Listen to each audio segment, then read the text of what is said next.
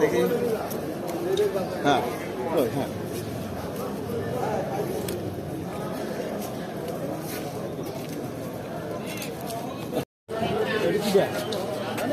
এমন দাদা এমন দাদা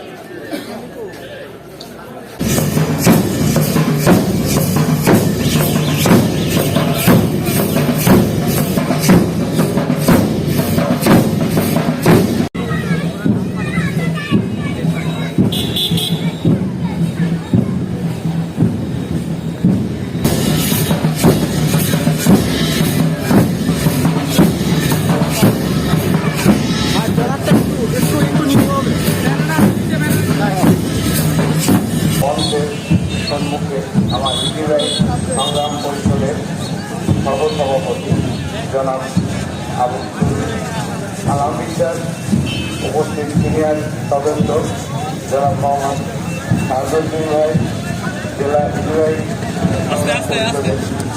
সংগ্রামী সাধারণ সম্পাদক জনাব বিসমিল্লাহির রহমানির রহিম।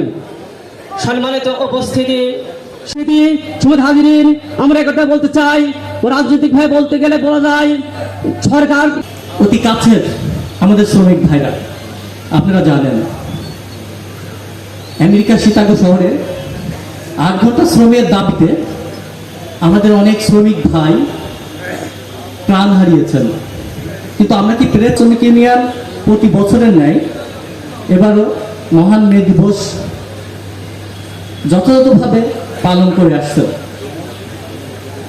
কুষ্টিয়া জেলা মোটর শ্রমিক ইউনিয়নের সদস্য প্রায় 4000-এর উপরে, অথচ আমার সামনে হয়তো 100-3 মানুষ এখানে আছেন।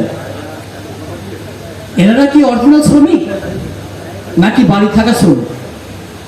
আমার বাংলাদেশে এই শ্রমনীতি চালু নাই বলেই আজকে মালিকরা শ্রমিকরা উপেক্ষিত। আজকে আমাদের শ্রমিকের অধিকারের ব্যাপারে শ্রমিক দিবস অন্যান্য সময় কথা বলতে হয়। সম্মানিত শ্রমিক ভাইরা, আপনারা জানেন আপনাদের মতোই আপনাদের কিছু ভাই শ্রমিক এই যে বিএটিএতে আজকে প্রায় 10 দিন ধরে তারা আন্দোলন করছে। কত বড় গাদ্দার ওই বিএটিএর কর্মকর্তারা! মালিক পক্ষ সরকার যাদের দাবি মেনে নিয়েছে, 3 দিনের মধ্যে তাদেরকে সময় দিয়েছে তাদেরকে মেনে নেওয়ার জন্য, সেই মালিক পক্ষ এখনো পর্যন্ত তাদের দাবি দাওয়াগুলো মেনে নেয় নাই। তাদের দাবি দাওয়া মেনে নেওয়ার জন্য সরকারি প্রশাসন, শ্রমিক এবং মালিক পক্ষ বসে সেখান থেকেও তারা সুরাহা না করে উঠে গিয়েছে। আমরা আজকের এই শ্রমিক দিবসে খুব সুস্পষ্ট করে বলতে চাই, শুধু বিএটিএর শ্রমিক নয়, সকল শ্রমিকের ন্যায্য অধিকার সময় মতো মালিকদেরকে বুঝে দিতে হবে।